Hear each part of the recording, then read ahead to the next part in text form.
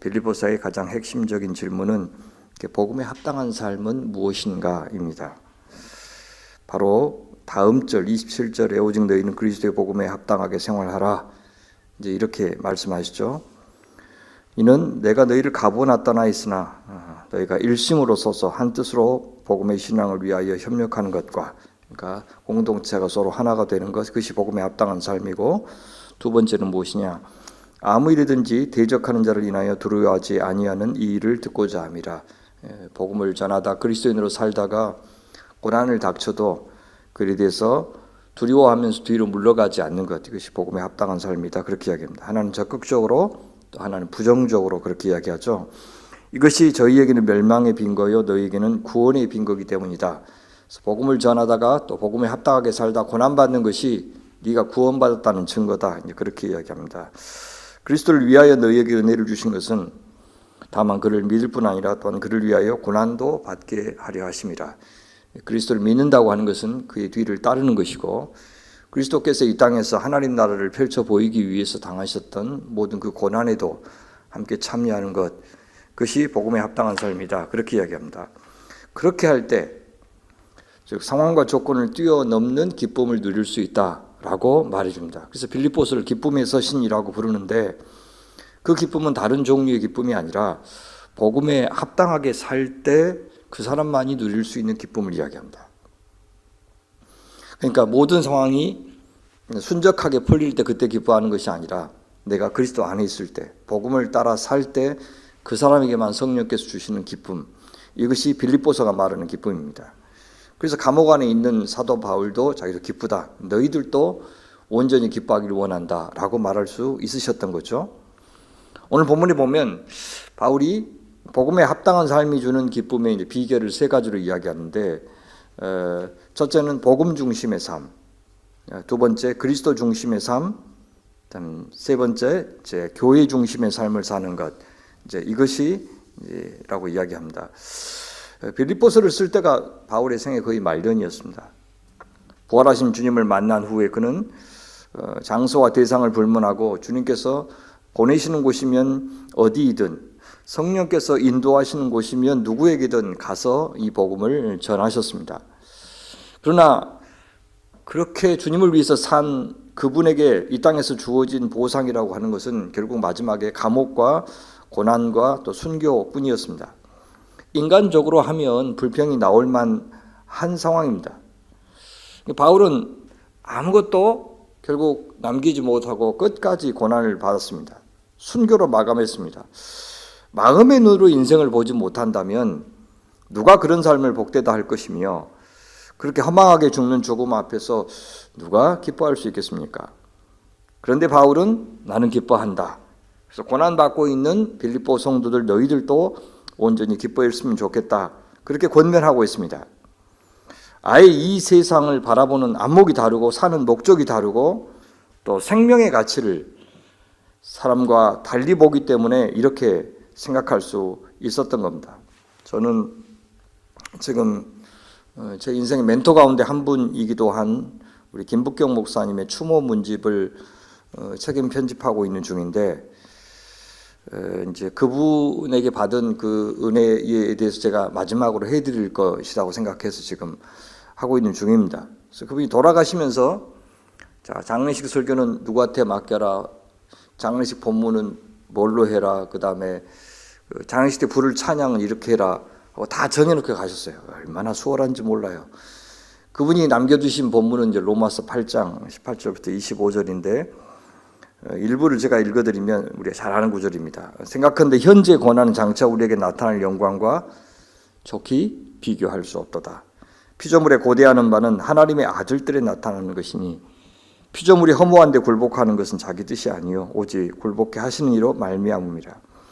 그 바라는 것은 피조물도 썩어짐의 종노릇한 데서 해방되어 하나님의 자녀들의 영광의 자유에 이르는 것이니라. 그렇게 하겠어요. 현재 받는 고난, 그 장차 우리에게 나타날 영광과 비교할 수 없다. 이거는 다른 시각, 다른 안목으로만 이 세상을 바라볼 때 말할 수 있는 그것입니다. 바울도 그랬어요. 성도들에게 너희들 복음에 합당하게 생활하라, 그렇게 말씀하기 전에 자신이 먼저 그렇게 살아왔다고 오늘 본문에서 말하고 있는 겁니다. 그러니까 오늘 본문 한마디로 여러분 저를 본받으십시오 그런 말이죠. 참 대단한 사역자이시죠. 성경 말씀을 읽어주면서 우리 그 말씀대로 사는 것이 옳습니다. 이렇게 전하는 사역자들이 대부분이죠. 근데 제가 그처럼 살아보니까 참 좋습니다. 여러분들도 그렇게 사십시오. 이렇게 말할 수 있는 사역자는 그렇게 많지 않을 겁니다. 바울의 삶의 우선순위는 무엇이었다고요? 무엇이 복음에 합당한 삶이라고요? 복음 중심의 삶. 이걸 다른 말로 하면 증인 중심의 삶입니다. 그러니까 복음만 전해줄 수 있다면. 둘째, 그리스도 중심의 삶. 이것은 그리스도께서 영광을 받으실 수 있다면. 그리스도의 통치만 구현될 수 있다면. 그 말이죠. 세 번째, 교회와 성도 중심의 삶이었죠. 성도에게 유익하기만 하다면. 이것이 이제 사실 제가 목회자로서 살면서 잘 기억하는 이 세 가지 관점입니다. 그는 복음 중심의 삶을 철저히 살았어요. 그 복음을 전하다가 지금 감옥에 갇혀 있는 중입니다.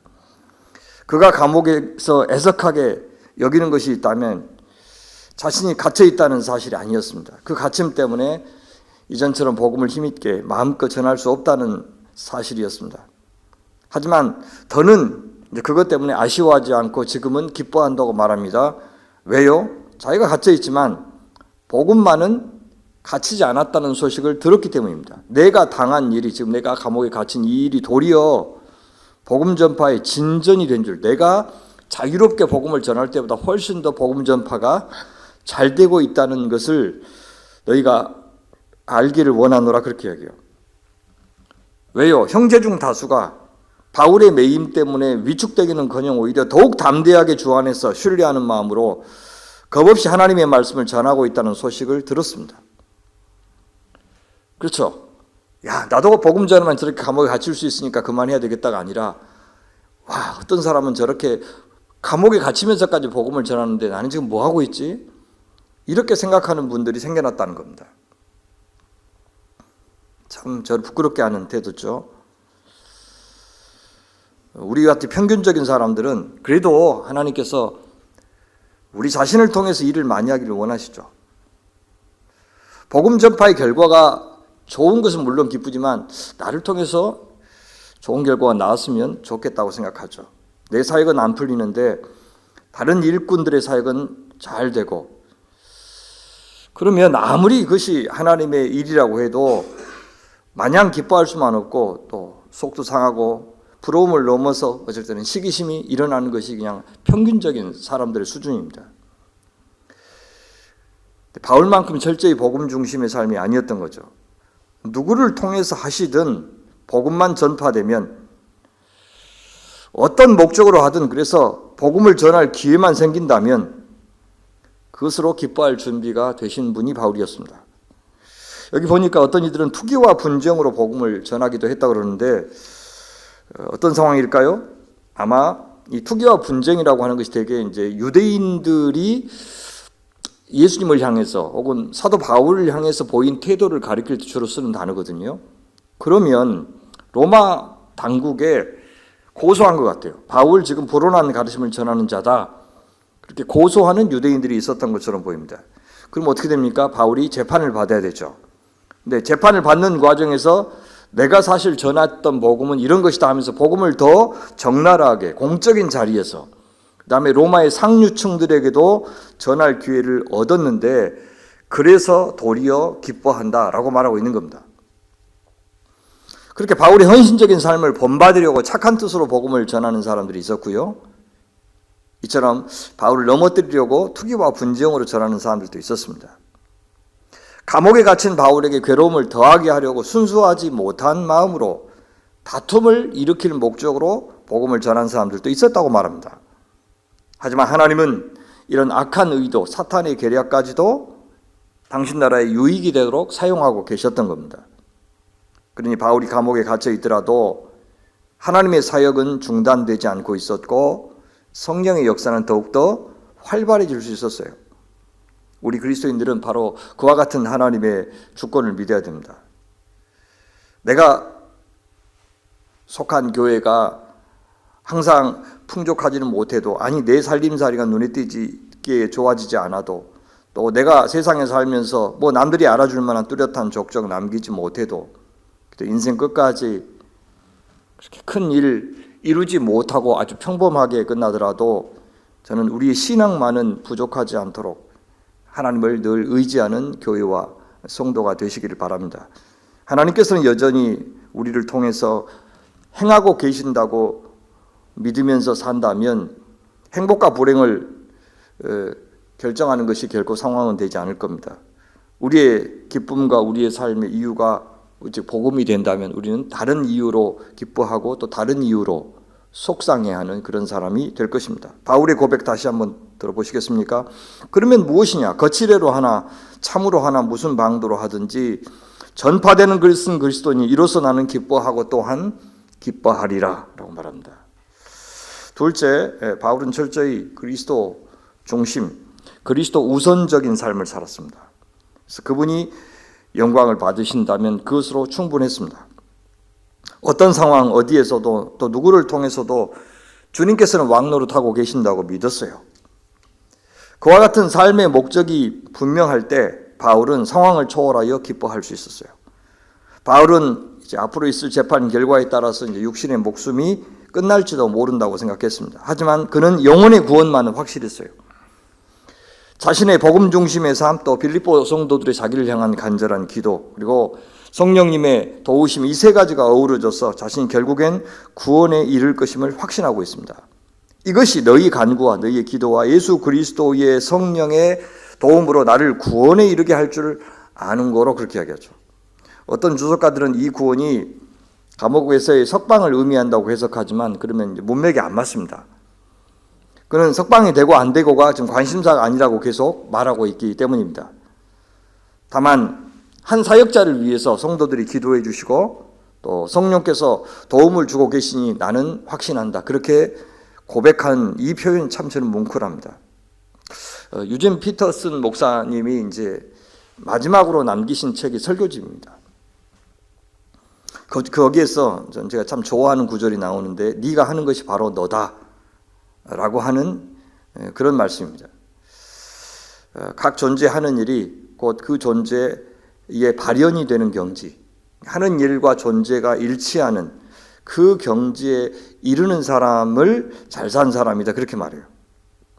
존재와 일의 일치, 목사님은 늘 그걸 추구했는데 한 사람의 그리스도인으로서 내 존재와 또 내가 목사로서 혹은 주부로서 혹은 어떤 직장인으로서 하는 일이 일치하는 것, 믿는 대로 살고 사는 대로 기도하고 기도하는 대로 설교하는 사람이 되는 것이 저의 소원이고 사실 바울의 소원이었어요. 내가 하는 것이 곧 나다. What I do is me. What I do is me 라고 말할 수 있는 삶. 저는 그것이 사실 목회자로서는 성도들이 기도해 주셔야 가능하고 또 우리 주 예수 그리스도의 성령님의 도우심이 있어야만 가능하는 그런 경지라고 저는 생각을 합니다. 그럴 수만 있다면 저도 그것으로 행복할 것 같습니다. 이 세상에서 호강하며 오래 사는 것보다 사도 바울의 소망도 그리스도와 함께하는 것이었습니다. 나의 간절한 기대와 소망을 따라 아무 일이든지 부끄러워하지 아니하고 지금도 전과 같이 온전히 담대하여 살든지 죽든지 내 몸에서 그리스도가 존귀하게 되게 하라 하노니. 제가 이제 지금은 가장 좋아하는 구절이 뭡니까? 그러면 꼭 생각이 안 나요. 그래서 가장 좋아하는 찬양이 뭡니까? 그러면 갑자기 생각이 또 안 나요. 근데 옛날에는 이거 하나쯤 갖고 있었잖아요. 근데 제가 학부 때는 이제 대학 다닐 때는 꼭 이 구절을 갖고 나 이 구절 제일 좋아해. 근데 무슨 뜻인지도 모르고 이게 얼마나 이제 정말 이 무섭고 두려운 삶이 기다리는 그런 건지도 모르고 막 좋아했어요. 멋있어 보이잖아요. 살든지 죽든지 내 몸에서 그리스도가 존귀하게 되려 한다. 그런데 돌고 돌아서 몇십 년이 흘러서 다시 보니까 맞네. 그냥 그때는 멋있어서 내가 좋아하는 구절이었는데 정말 마음속에 그런 소원이 있었네 라는 생각이 점점 들어요. 참 희한하죠. 주님께서 못 모르고 좋아했던 구절도 끝까지 사라지지 않는 마음의 소원으로 그렇게 담아주고 계시다는 것이 참 신기했습니다. 내 몸에서 그냥 그리스도만 존귀하게 되면 돼. 주님만 내 삶에서 영광 받으시면 돼. 이제 그렇게 귀결되는 것 같아요. 그가 신경 쓰는 것은 그래서 제가 석방되고 말고 오래 살고 그렇지 않고 더 많이 사역하고 그렇지 않고 사역에 성공하고 그렇지 않고 그런 것도 아니었어요. 그냥 그리스도만 신경 썼어요. 내가 존귀하게 되는 것, 유명해지는 것, 그거 목표 삼지 않고, 만약 그랬다면 바울의 감옥 생활은 비참함 그 이상이었을 겁니다. 그러나 바울은 예수님 믿은 후로는 자기 드러내고 싶고 인간적으로 성공하고 싶은 그 과거에 바울 십자가에 다 못 박았고 그리스도만이 존귀하게 되기를 원하는 바울로 부활했습니다. 장차 그분 배울 때 부끄럽지 않는 생을 살다가 삶을 통해서든 죽음을 통해서든 바울 인생의 주인공이셨던 그 그리스도만 영광을 받게 된다면 그것으로 기뻐하는 사람이었습니다. 철저히 그리스도 중심의 사람이었습니다. 마지막으로 그는 철저히 교회 중심, 성도 중심의 사람이었습니다. 그는 살아도 그리스도께 유익하고 죽어도 그리스도께 유익하니 난 상관없다 그렇게 말합니다. 하지만 사는 것과 죽는 것 가운데 굳이 하나를 선택하라고 한다면 나 어찌 될지 모르겠다, 뭘 선택해야 될지 모르겠다 그렇게 말해요. 왜냐하면 인간적으로 하면 방금 말했듯이 주님과 함께 사는 삶을 더 원하지만 지금은 살고 싶은데 내가 선택을 하겠다. 왜냐하면 전적으로 그것은 나를 위해서가 아니라 사랑하는 교회를 위해서다 그렇게 말해요. 이것도 평균적인 우리의 생각과 많이 다르죠. 우리는 인간적으로 더 살고 싶다라고 말하고 싶은 사람 아닙니까? 그러나 만일 육신으로 사는 것이 내 일의 열매일진데 무엇을 택해야 하는지 나는 알지 못하노라. 내가 그 둘 사이에 끼었으니 차라리 세상을 떠나서 그리스도와 함께 있는 것이 훨씬 더 좋은 일이라 그렇게 하고 싶으나 내가 육신으로 있는 것이 너희를 위하여 교회를 위하여 성도를 위하여 더 유익하리라. 내가 살 것과 너희 믿음의 진보와 기쁨을 위하여 너희 무리와 함께 거할 이것을 확실히 아노니 내가 다시 너희와 같이 있으므로 그리스도 예수 안에서 너희 자랑이 나로 말미암아 풍성하게 하려 함이라 그렇게 이야기합니다. 그래서 너희가 주님 앞에서 자랑거리가 많아지는 그런 인생 되도록 내가 너희 가운데 조금 더 있고 싶다 그렇게 말하죠. 성도들과 교제할 수만 있다면, 그래서 풍성하게 주의 복음 나눠줄 수 있다면 더 하나님께서 목숨 연장해 주시는 것이 좋겠다라고 생각했습니다. 그러니까 할 일이 있어서 사명이 아직 끝나지 않아서 더 살고 싶었습니다. 자기 유익 위해서 뭔가 더 벌고 더 남겨줘야 되기 때문이 아니라 자신의 사역을 통해서 더 살아나야 할 사람들이 있고 또 세워져야 될 공동체가 있어서 자신은 더 살아야 되겠다고 생각한 겁니다. 바울 그는 어느 한순간도 자기 자신을 앞세운 적이 없었습니다. 이미 자기는 죽은 존재고 예수님 통해서 덤으로 살고 있는 인생이고 큰 사랑의 빚을 진 인생이라고 진심으로 생각했기 때문입니다. 그는 철저히 교회와 성도와 복음과 그리스도를 앞세울 수 있었습니다. 사랑하는 성도 여러분, 복음 중심, 그리스도 중심, 교회 중심의 인생을 살았던 사도 바울. 하지만 스스로 추구하지 않는 영광을 어느 누구보다 풍성하게 누린 이 사람 바울을 저희들도 본으로 삼아야 안 되겠습니까? 그렇다면 우리도 아마 상황과 형편을 뛰어넘어서 감사하고 항상 기뻐하는 그리스도의 제자의 복을 누리게 될 것입니다. 그 복을 사모하는 저희 모두가 되기를 간절히 소망합니다. 하나님 아버지, 이 아침에 존귀하신 주님 앞에, 살아계신 주권자 하나님 앞에 이렇게 기도하는 특권을 허락하셔서 감사합니다. 주님, 이미 너무 많은 것을 주셨고 살뜰하게 저를 보호하셨고 챙겨주시오니 이제는 당신만으로 만족하는 삶이 되게 하여 주옵소서. 값주고 사신 당신의 소유가 되었으니 제가 살고 죽는 이유가 오직 당신이게 도와주십시오. 우리의 만족, 우리의 기쁨, 우리의 근심, 우리의 기도의 제목이 우리의 왕, 우리 구주 예수 그리스도가 되게 하시고 주님의 교회가 되게 하시고 또한 복음이 되게 하여 주시옵소서. 몇 살을 더 살든지 주님 앞에서 기쁨으로 살다 가게 하시고 주 앞에서 모든 일이 예배가 되며 살게 하여 주옵소서. 내일 드린 공예배도 그렇게 주님께만 영광이 되기를 소원합니다. 설교자들에게 특히 함께 하시고 예배 위원들도 살펴주시옵소서. 모든 성도들이 예배 통해서 하늘의 은총, 주님의 위로 경험케 하시고 또 성도의 교제를 통해서 하늘 백성, 언약 백성에게 주신 참 복과 기쁨을 누리는 시간 되게 하여 주시옵소서. 연약한 공동체 안에 지체들을 위해서 간절히 기도합니다. 당장에 놀라고 두렵고 또 힘이 들겠지만 주님 점차로 당신 앞에서 대답을 듣고 또 그들의 말로 대답하게 하시고 주님의 위로하시는 음성 알아듣고 더 나아가서 이 아픔과 질병 속에서도 주님께서 부디 하실 일 다 하시고 우리도 그 연약함 중에 주님 영화롭게 하고 또 우리 소망이 헛되지 않음을 증거하고 증명하는 복된 인생 되게 하여 주시옵소서. 하나님 아버지, 꼭 선교사님들이 하나님이 되어 주시옵소서. 그들의 기도 들으시고 섬김을 받으시고 그들의 사역이 당신의 손과 발이 되게 하여 주시옵소서. 막히면 막힌 대로, 열리면 열린 대로 그렇게 주님만 따라가게 하여 주시옵소서. 하나님, 사람은 묶이고 메어도 절대 복음은 그렇게 될 수 없는 것 굳게 믿고 그런 주님 의지하여 날마다 주님 안에서 만족과 기쁨 누리는 선교사님들 되게 하여 주시옵소서. 감사하며 우리 구주 예수님 이름으로 기도하옵나이다. 아멘.